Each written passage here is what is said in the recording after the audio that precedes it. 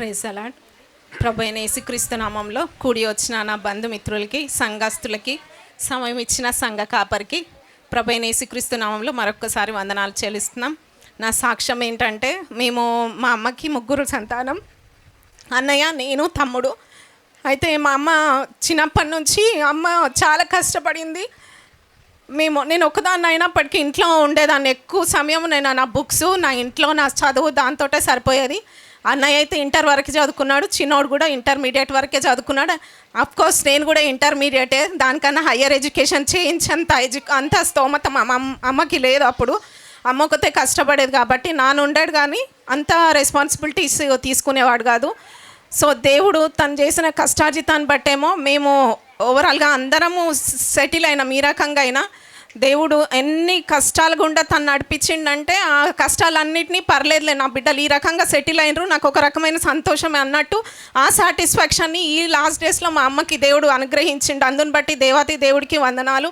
Marriage విషయంలో అయితే నేను ఒక ఇంటర్మీడియట్ నుంచి మా అమ్మ ఒకతే కూతురు కదా, చేసేస్తాను మ్యారేజ్ అని ఎన్ని ప్రయత్నాలు చేసిందో అన్నిటి నుంచి కూడా నేను ఆల్మోస్ట్ సాధ్యమైనంత వరకు నాకు అన్నిటితోటి తప్పించుకుని ముందుకు సాగేదాన్ని.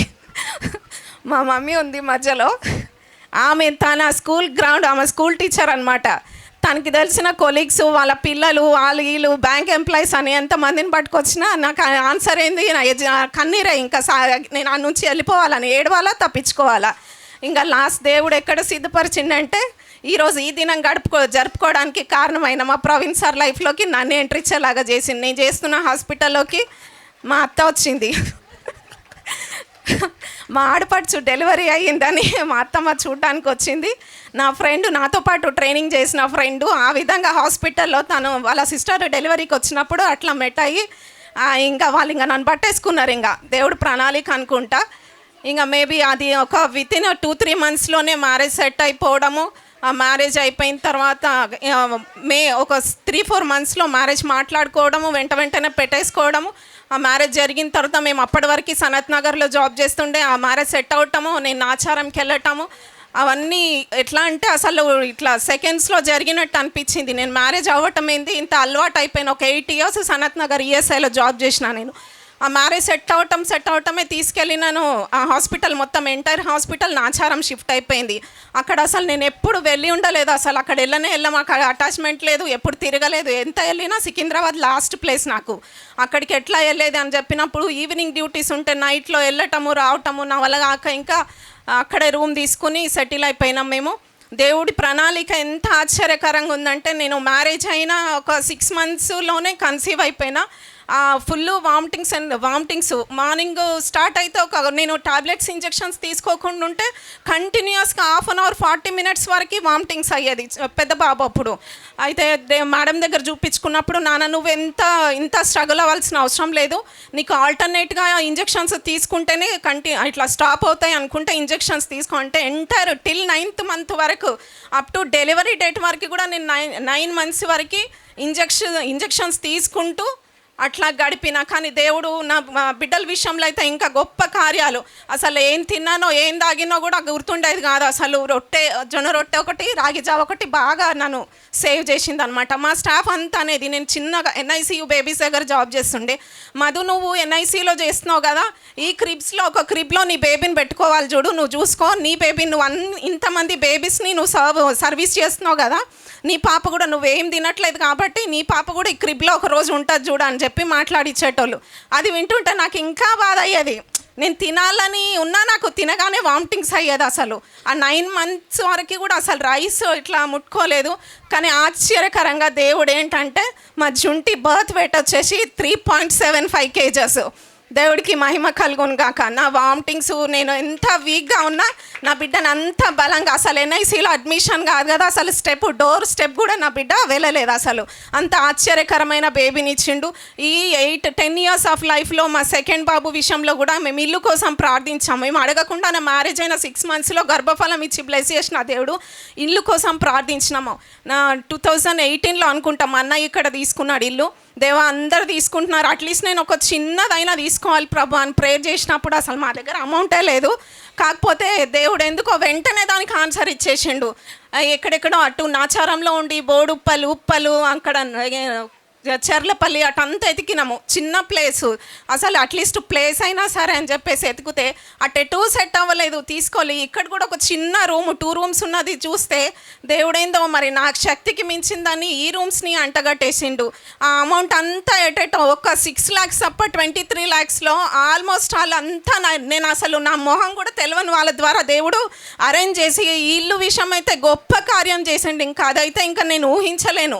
ఇప్పటి వరకు వాళ్ళని నేను ఎరిగి ఉన్నానో లేదో కానీ వాళ్ళు అట్లా మాట ద్వారానే మా మమ్మీని నిలబెట్టుకొని, తను ఒక్కటి మీడియేటర్ లాగా ఉంది, ఒక సెంటర్ పోల్ లాగా ఉంది, ఎవరినెవరినే అరేంజ్ చేసిందో. తర్వాత తీర్చుకున్నాము, ఇచ్చేసినాము, అదంతా తర్వాత నెక్స్ట్ మ్యాటర్. కానీ ఆ టైంకి దేవుడు ఆశ్చర్యకరంగా నేనేరుగాని ప్రజల ద్వారా నాకు అట్లా సహాయం చేసి ఈ గృహం విషయంలో అట్లా మేలుకరంగా చేసేసిండు. ఇంకా ఆశ్చర్యం ఏమంటే మేము ఎంత అసలు అంత అప్పున్నప్పుడు కూడా భయపడలేదు. నా జాబ్ విషయంలో మేము ఎన్నెన్నో ప్లేసులు మార్చినాము. అసలు ఒక్క జాబ్ రావడమే గొప్ప అనుకునే రోజులలో దేవుడు కోవిడ్ టైంలో నన్ను ఇంట్లో కూర్చోబెట్టి పోషించిండు. అసలు 6 months నేను కోవిడ్ టైంలో ఇంట్లో ఉండి వర్క్ ఫ్రమ్ హోమ్ చేసి నేను ఒక్కదానే కావచ్చు నాకు తెలిసి. అట్లాంటి గొప్ప ధన్యత కూడా దేవుడు ఇచ్చిండు. గవర్నమెంట్ జాబ్ విషయంలో, ప్లేస్మెంట్ విషయంలో, అదే నేను లాస్ట్ ప్లేస్ ఉన్నా చాలు 7,000లో దేవా అనుకున్నప్పుడు నన్ను తీసుకెళ్ళి మళ్ళీ 3,000 వరకు 345 నెంబర్లో నిలబెట్టిండు దేవుడు. ఈ జాబ్ విషయంలో కానీ, గృహం విషయంలో కానీ, బిడ్డల విషయంలో కానీ, అన్ని విషయాలలో మా పక్షంగా, మా కుటుంబ పక్షంగా నేను ఏమి సంపాదించుకోకపోయినా ఆత్మీయంగా అనునిత్యం మేము ప్రార్థన, మా కోసం మేము ప్రేయర్ చేసుకోవడం మర్చిపోతామేమో కానీ మా కోసం ప్రార్థించడానికి మాత్రం సేవకులు ఎప్పుడు మా కోసం రెడీగా ఉంటారు. ఇవన్నీ డెకరేషన్ అంతా చేసింది మా సంఘ కాపరి అయ్యగారికి. ఒకసారి గట్టిగా క్లాప్స్ కొట్టండి అన్న. నేను అసలు ఎవ్వరు ఇంట్లో వెళ్ళి అసలు స్పూన్ పట్టుకోలేదురా, కానీ ఈరోజు నేను మీ ఇంట్లో కుక్ చేసిన అని చెప్తా ఉన్నాడు.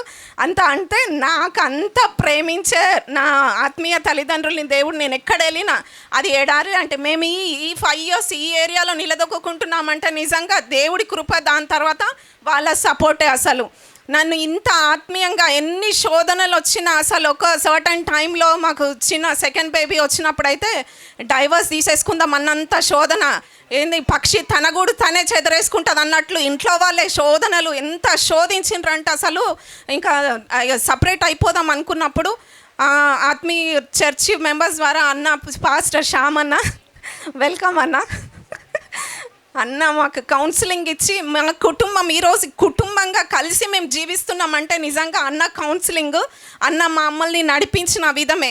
ఇన్ని శోధనలు మేము ఎదుర్కోవడానికి మమ్మల్ని కొలిమిలో పుటం వేసిన బంగారం ఎట్లా శుద్ధీకరింపబడుతుందో అట్లా ఇన్ని శోధనలు మేము ఫేస్ చేస్తామని ఎరిగి దేవుడు బ్యాచిలర్గా ఉన్నప్పుడే నన్ను అక్కడ నాచారం నడిపించిండేమో, నన్ను అంత ప్రార్థనలలో అంత స్థిరపరిచిండేమో అనిపిస్తుంది.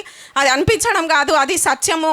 దేవుడు నిజంగా మాతో ఉండి ఎన్ని ప్లేసెస్ మార్చిన, అన్ని ప్లేసెస్లో ఏది ఉన్నా ఏది లేకపోయినా ఆత్మీయులనైతే మాకు అండగా ఆదరణగా ఉండేలాగా ప్రార్థించేవారిని, మా మీద ప్రేమించేవారిని మాకు తోడుగా నిలబెడుతున్నాడు. ఈ విషయాలన్నింటిలో మా కుటుంబం కట్టబడే విషయంలో కానివ్వండి, నా జాబ్ విషయంలో కానివ్వండి, దేవుడు ఎన్నో మేలులు చేసిండు. ఈ మేలులన్నీ చేసి ఈ విధంగా మేము నిలదొక్కున్నామంటే ఏది మా శక్తి, మా బలం, మా జ్ఞానం అస్సలు కాదు, దేవుడి కృప.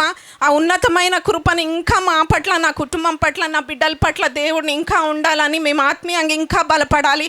మేము నిలదొక్కుంటున్నామంటే, ఒక మెట్టు ఎక్కుతున్నామంటే దేవుడి కృప. దాని తర్వాత ఇంకా మా శక్తి, ఇంకా ప్రయాస, అంతే. ఇంకేం సపోర్ట్ లేదు, మాకేం ఆధారం అనేది ఏం ఉండదు. కష్టపడటం, ముందుకెళ్ళడం, ఆ కష్టార్జితాన్ని దేవుడు బ్లెస్ చేయాలా. మేము ఇంకా ముందుకెళ్ళలాగా మీ కుటుంబ ప్రార్థనలలో మమ్మల్ని జ్ఞాపకం చేసుకోనండి.